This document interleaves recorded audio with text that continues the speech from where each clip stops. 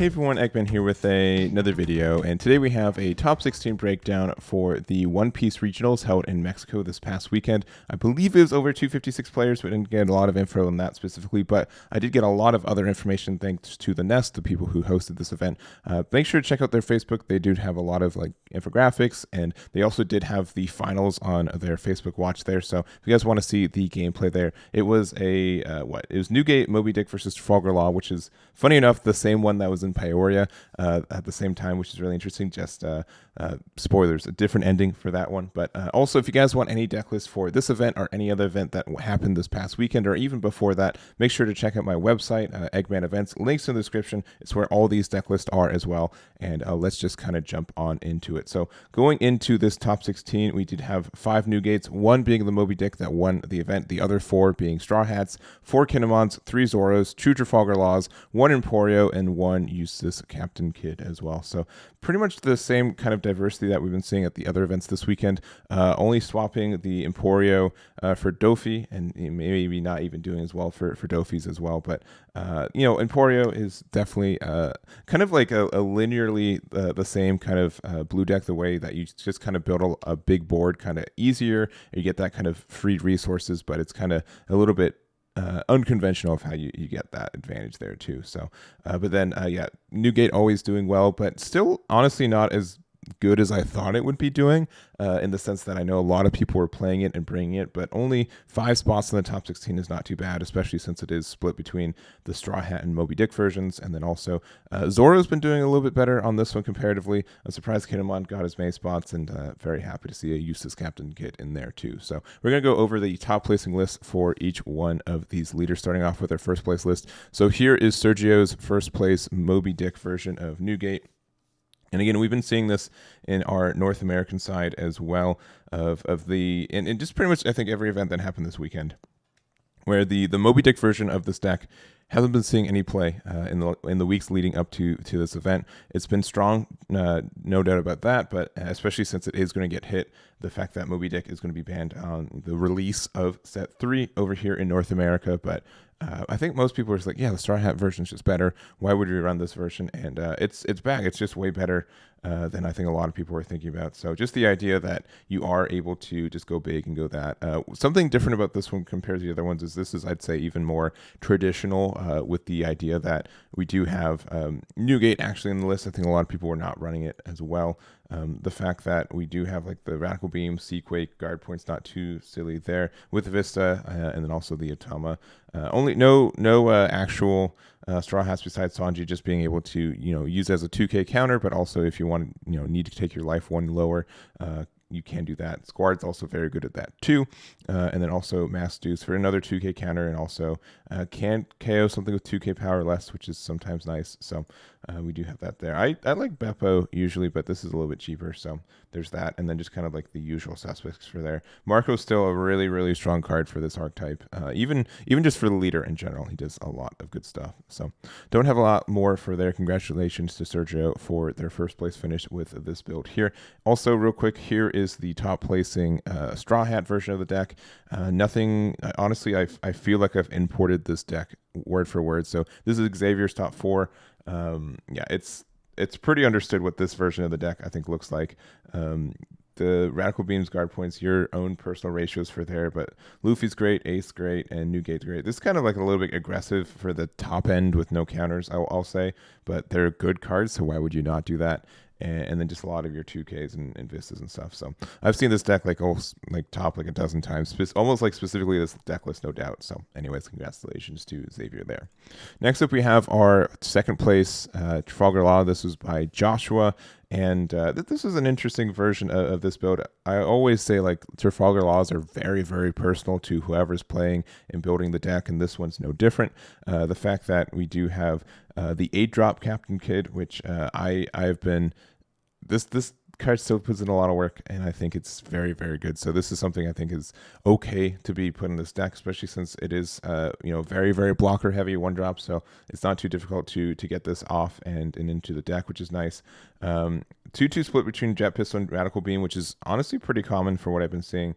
Radical Beam does put in a lot of work when your opponent's not expecting it. You just have to be careful because it can clock your hand, which you do need to find your pieces. Only 2 of the Supernova or the Star Deck Trafalgar Law, which I've been seeing a lot of people run at 4, and it looks very, very good when it's at 4. But if you're using it for more of the kid to get more of like control and go the longer game, I can see that. This does win just matchups. Zoro at 2, which I think is pretty common nowadays. Vista at 3, Broke at 4, Dan, and like the rest of these are all just 4s. I think that's pretty much understood in most builds of this deck, unless you're going a little bit crazier with your ratios. But yeah, Trafalgar Law I think is really great. It's a very tricky deck to play well and do well. So just a big congratulations to Joshua for their 2nd place on this one. No doubt a fantastic run for him in this deck. So anyways, going into our next deck. So this is Jorge's top 4 Emporio. And again, we've been seeing some Emporios pop up here and there. Same with Dofi. If I was to choose a blue deck in this meta, I'd probably choose Dofi personally, but I do think this is a very strong deck too. And if you're able to find your curve and go off with it, you can do very, very well with it. So kind of key cards for this one. Just the fact that you do run like Bo Hancock is a nice low trigger to be able to play a blocker off your deck, which is great. And then just like your top end. Honestly, the weirdest card for this deck is the Sables, which is at 1, which I can see this being able to bounce a 7 or less to owner's hand can be really good, especially if you're playing against something that has like the 7-drop kid blocker. This card just makes your opponent really, really regret playing the card and get a lot of advantage from it. So interesting to see it at 1, but I'm sure it put in work every once in a while.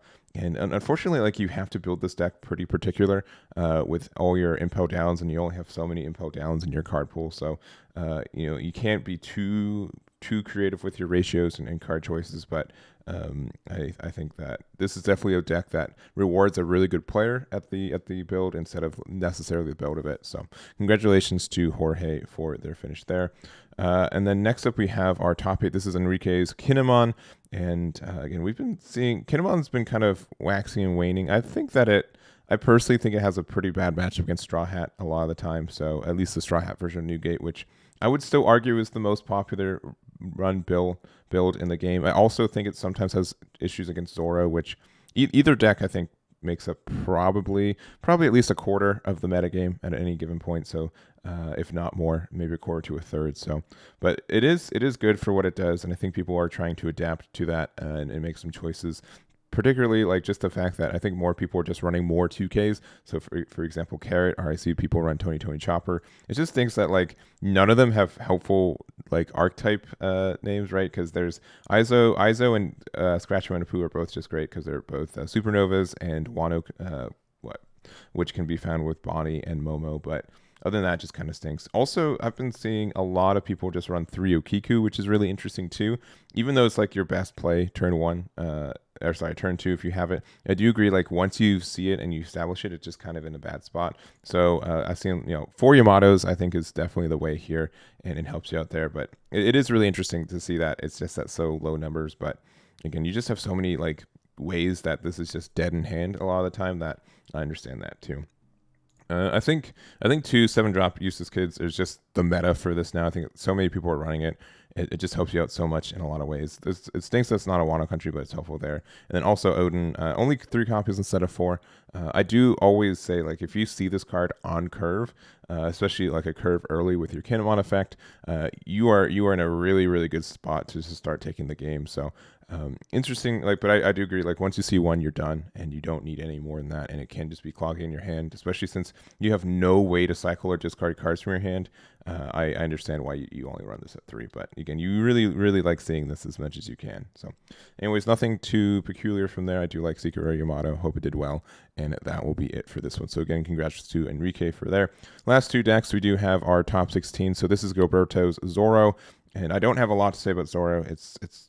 I've seen also like Zoro and Newgate. I've seen so many builds that are like 1 card difference. The 1 card for this one is the Beppo, which is again a 2K counter and also 1 attack. It's like another copy of Nico Robin a lot of the time, which you aren't running Nico Robin in this build, which is really interesting. So it's weird to see Beppo with no Nico, especially since you're playing Nami, so you can find the Nico. So I do think that's a little bit peculiar. And then also Jet Pistol and Radical Beam, and man, Radical Beam just gets so much advantage. It's just silly how much how good this counter is, because most of the game is just a 4K for 1, which like it doesn't really even matter. Like the life condition is just a condition. It doesn't really matter because it wouldn't be until usually you're at 2 or less life anyways to use this card. So Zoro is no exception there. The only thing is that Zoro sometimes has a hard time going down to the amount of life they need to. Because if you're playing against a control deck, they just won't hit you until they're ready to go off. So honestly, I always want to run 4 Sanjis in my builds just to be able to go down to the life totals that I need to at times. But that's my only grift there. But I think the deck's so strong. Not everyone's playing Luffy's. I think it is a strong card, but it's also just a card you don't need as much anymore.